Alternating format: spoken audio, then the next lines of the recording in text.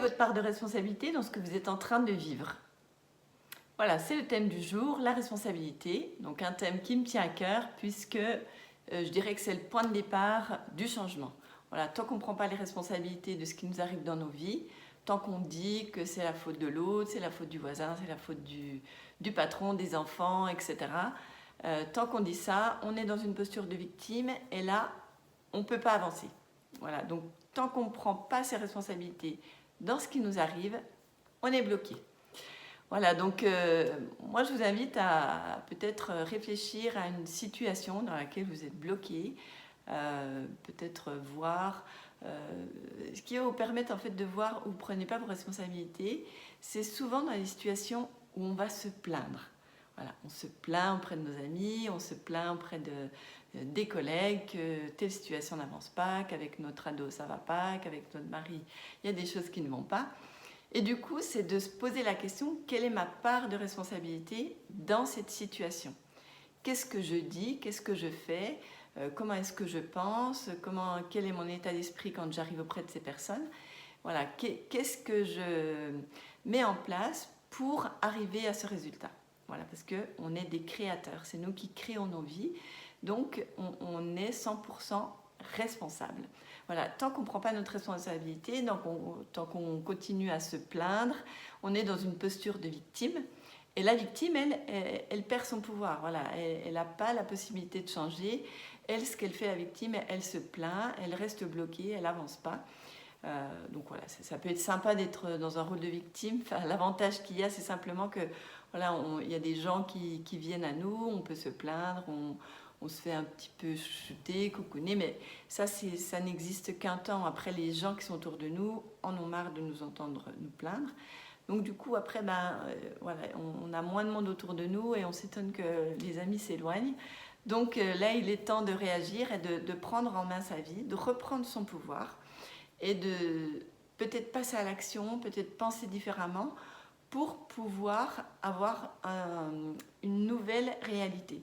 C'est-à-dire que tout ce que vous allez voir dans votre vie est le reflet de ce que vous pensez, de ce que vous faites, de ce que vous dites.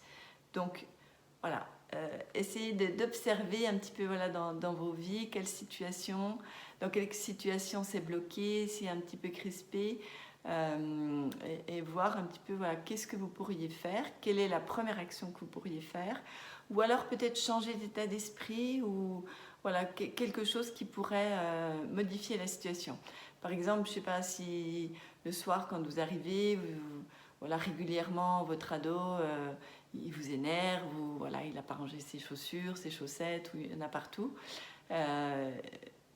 Observez cette situation en posture où vous allez vous éloigner de cette situation. On appelle ça la position méta, c'est-à-dire qu'on va être observateur de cette situation. Donc on va observer la situation, vous allez vous observer en arrivant du travail, vous allez observer comment est votre ado par exemple à la maison, et vous allez voir voilà, quelle est la petite chose qui pourrait être modifiée. Est-ce que peut-être d'aller respirer, je sais pas, d'aller marcher 1 minute ou 2 minutes avant de rentrer chez vous, peut-être ça vous mettrait dans un autre état d'esprit.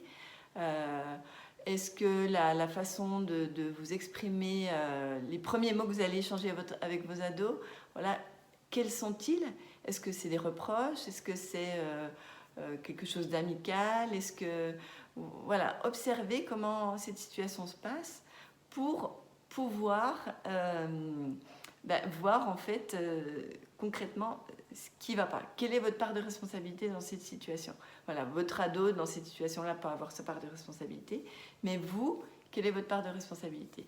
Voilà, parce que l'idée, voilà, c'est que toutes les choses qu'on crée de beau, donc c'est nous qui en sommes responsables, et toutes les choses qui peuvent nous agacer et qui nous dérangent, on est aussi responsable de ça. C'est pas à cause des autres, quand les situations sont désagréables, c'est pas la faute des autres. Voilà, c'est nous qui sommes responsables de ça. Voilà, donc moi je vous invite à observer voilà, des choses qui pourraient un petit peu vous agacer, voilà, ou quand vous vous plaignez, sur quel sujet en fait vous vous plaignez auprès de vos amis, de vos collègues, et puis voir un petit peu qu'est-ce qui pourrait être modifié pour que la situation s'améliore. Voilà, et bien je vous souhaite une bonne réflexion et je vous dis à bientôt.